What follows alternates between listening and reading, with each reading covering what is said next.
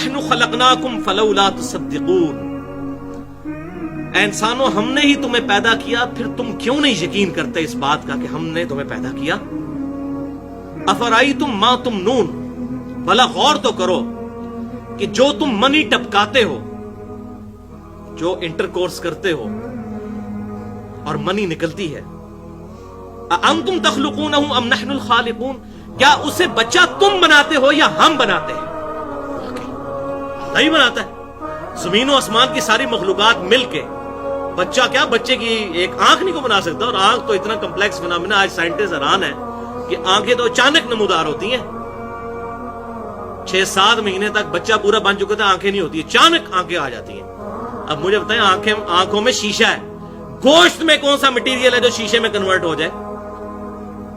گوشت کا کوئی شیشے سے لینا دینا، اور نہ صرف کنورٹ ہوا، پیچھے پوری بنائی ہے۔ آنکھ پہ ڈسکشن کی جائے تو بندہ پاگل ہو جاتا ہے، یہ کیسا سسٹم ہے؟ تو جو تم منی ٹپکاتے ہو، کیا تم بچہ بناتے ہو یا ہم تخلیق کرتے ہیں؟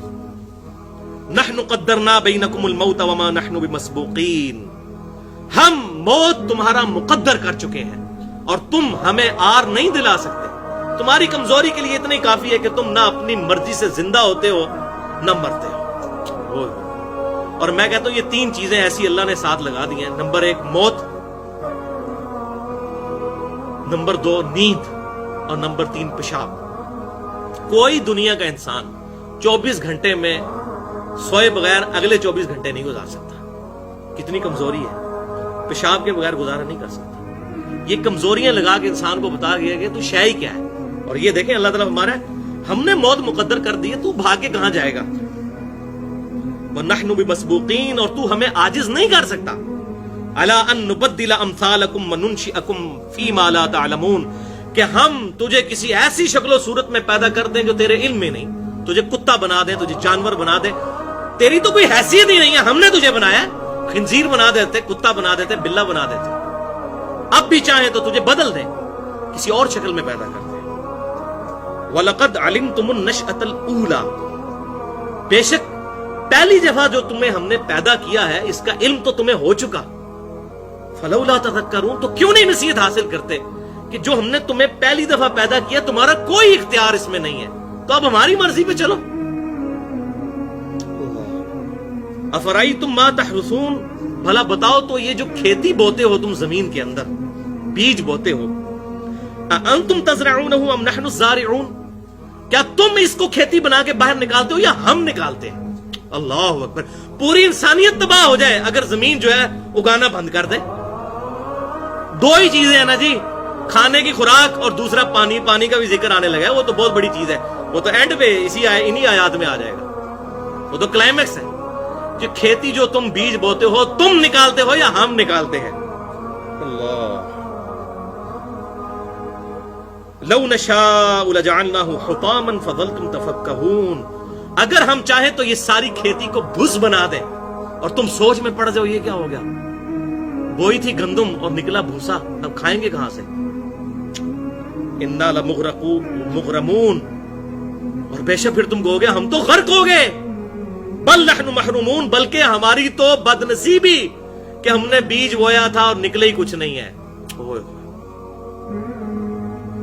افرائیتم الماء الذی تشربون، بھلا بتاؤ تو جو تم پانی پیتے ہو، انتم انزلتموہ من المزن ام نحن المنزلون، کیا تم نے اس پانی کو اوپر سے اتارا ہے یا ہم نازل کرنے والے ہیں؟ پانی ختم، اب تو کہتے ہیں نا اگلی جنگیں تو ہونی پانی کے اوپر ہے، پانی ختم ہو جائے تو سارے معاملات ہی تلپٹ ہو جائیں۔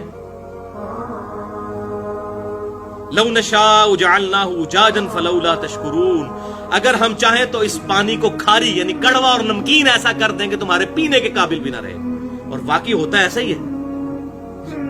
سمندر کا پانی آپ پی نہیں سکتے، مر جاتا ہے بندہ اگر وہ پانی پیتا رہے تو مسلسل، اس میں سے ایویپوریشن ہوتی ہے، پورا واٹر سائیکل قرآن پاک میں کئی جگہ بیان ہوا ہے، وہاں سے ایویپوریشن سے بادل بنتے ہیں اور وہ سارا گلیشیئرز کی فارم میں سٹور ہوتا ہے، بارش برستی ہے، پھر وہاں سے گلیشیئر سورج کی تپش سے پگھلتے ہیں، زمین کے اوپر بھی دریا چلتے ہیں، نیچے بھی، یہ سارے کے سارے معاملات اللہ تعالیٰ ہمارے یہ ہم نے کیا ہوا ہے، اگر صرف پانی تو ہو کڑوا ہو تب بھی تمہارے کسی کام کا نہیں ہے۔